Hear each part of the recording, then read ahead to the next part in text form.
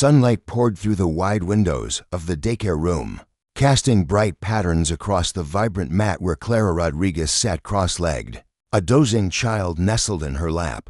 The little girl, Emma, had tired herself out during morning activities and now slept soundly, her tiny hand gripping Clara's sleeve. The room was hushed during rest time, filled only with the gentle breathing of children and the faint chirping of birds. Outside, Clara softly smoothed Emma's dark hair, smiling quietly. Emma hadn't even been enrolled at Tiny Adventurers Daycare 3 weeks ago. Her arrival was unplanned, a mix-up, yet it somehow felt perfect from the start. The soft tap of polished shoes on the wooden floor made Clara glance up. William Carter stood in the doorway, his tall figure slightly out of place against the backdrop of finger-painted artwork and number posters. His gray suit was perfectly fitted, his face softening as he watched his daughter sleeping. Clara gave him a slight nod, careful not to wake Emma, even after these weeks. She still felt a twinge of unease when William arrived, not because he was the head of Carter Industries, though that was daunting enough. It was something else. The tender way he gazed at his daughter, the resolve in his eyes to do right despite the struggles of being a single parent. William stepped into the room, moving quietly past shelves lined with toys and storybooks. 3 weeks ago, he had entered the same space in a daze, holding Emma's hand and clutching forms for what he thought was Crestwood Academy Daycare, an elite private facility 6 blocks away. Tiny Adventurers was a community daycare, warm, but simple by comparison. Clara recalled their first meeting vividly.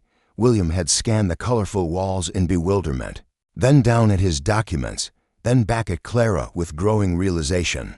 "I believe there's been an error," he had said, his low voice quiet as Emma explored a nearby toy rack.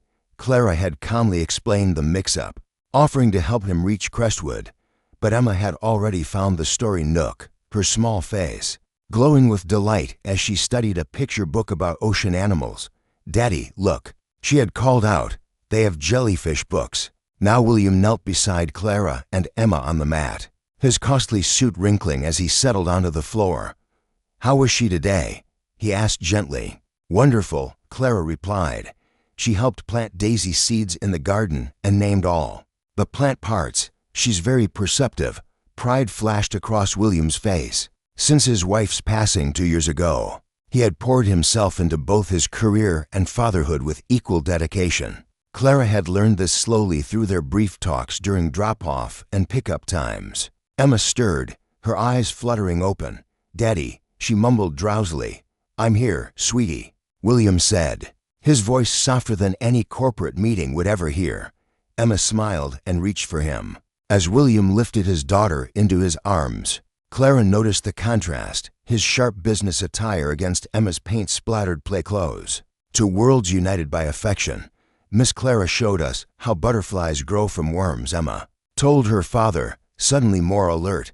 "Can we get worms?" William glanced at Clara, a hint of uncertainty crossing his features. He was a man who oversaw countless employees, made million-dollar decisions daily. Yet children's science activities clearly lay beyond his expertise.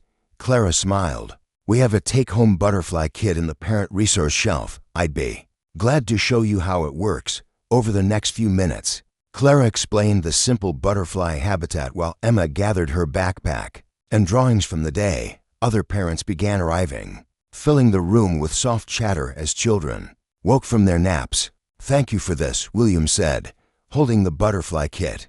"Emma talks about your class endlessly. I never expected." He paused, glancing around the cheerful, cozy room. "This isn't what I intended, but I'm glad we're here." The sincerity in his voice warmed Clara's heart. She thought back to that day 3 weeks ago when William had planned to leave. After realizing his error, Emma had been so captivated by the room that he had lingered. Watching her explore with growing curiosity, Clara had offered to let Emma stay for the day, just to try it out. "Sometimes the unexpected is exactly what we need," Clara replied. As William and Emma left, Clara felt a familiar bittersweet pang. Teaching brought her such joy, and bonds with families like the Carters made her work meaningful. Yet a quiet loneliness followed her home each evening to her modest apartment.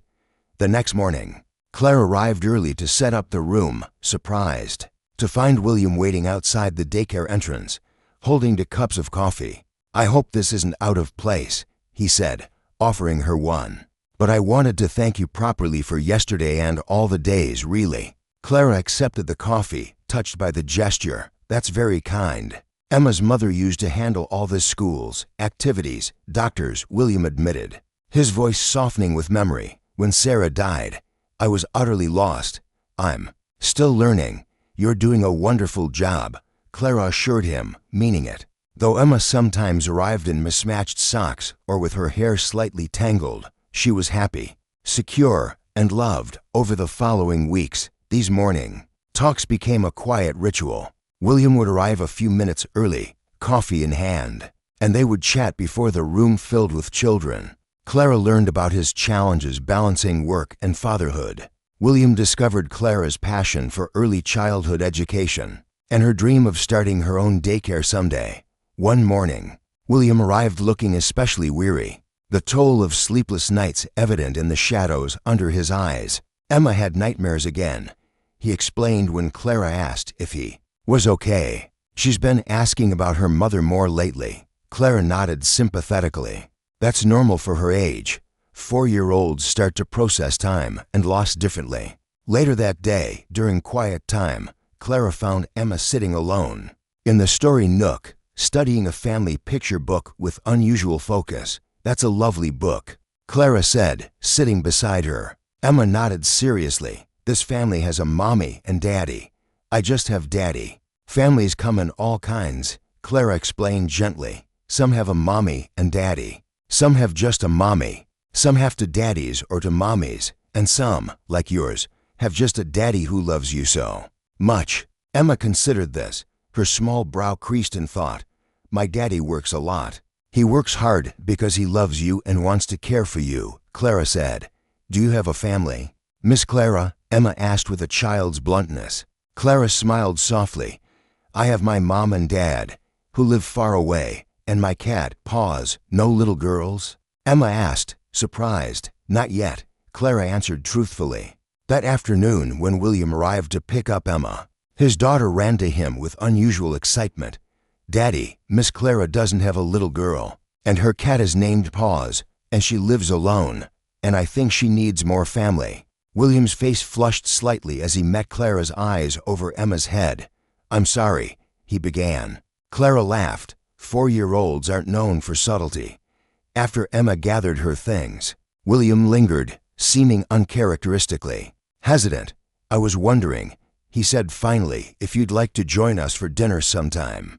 Nothing fancy. Emma really enjoys your company, and I." He paused. "I do too." Clara felt warmth spread through her chest. "I'd like that very much." 2 evenings later, Clara found herself in William's cozy home, helping Emma make simple pasta while William prepared a salad. The ease of the scene struck her how natural it felt to be there with them, how effortlessly they had fallen into a rhythm together. After dinner, William and Clara sat on the porch swing, while Emma played in the yard, chasing fireflies in the early evening glow. "I keep thinking about that mix-up," William said quietly. "How I was supposed to take Emma to Crestwood that day." Clara watched Emma twirl in the grass, her laughter floating on the warm air. "Do you regret it, not going to Crestwood?" William turned to her, his expression open and genuine. "It's the best mistake I've ever made." As summer neared, the butterfly kit that had once seemed so unfamiliar to William became a family project. Together, they watched caterpillars transform day by day into chrysalises and finally into delicate butterflies.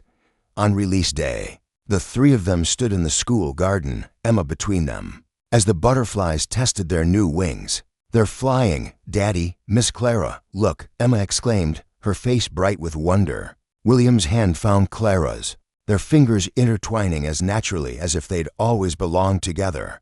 Clara thought about transformations, how life could shift in unexpected ways, how something as simple as entering the wrong room could change everything. The butterflies rose higher, catching the sunlight on new wings. Emma leaned against Clara, and William's arm wrapped around them. Both, in that moment, standing in the garden surrounded by children's artwork and the scent of spring blossoms. Clara realized that sometimes the most beautiful journeys begin with a simple mistake. The room that had once seemed so unfamiliar to William had become a second home, and Clara, who had welcomed a lost father and daughter on an ordinary morning, had found an extraordinary love proof that sometimes the wrong place can turn out to be exactly right.